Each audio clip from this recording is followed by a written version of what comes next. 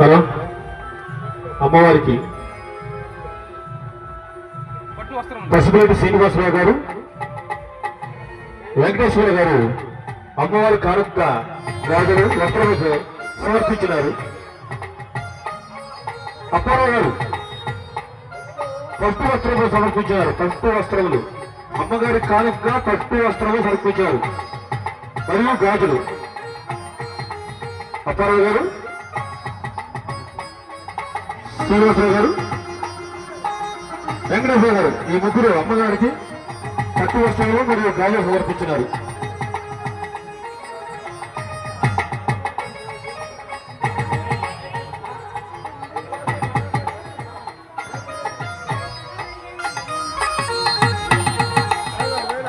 పసుపులేటి శ్రీనివాసరావు గారు, అమ్మవారి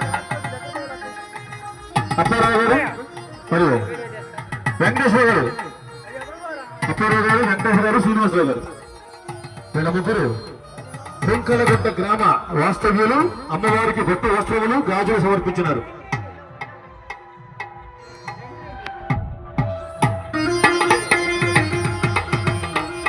హలో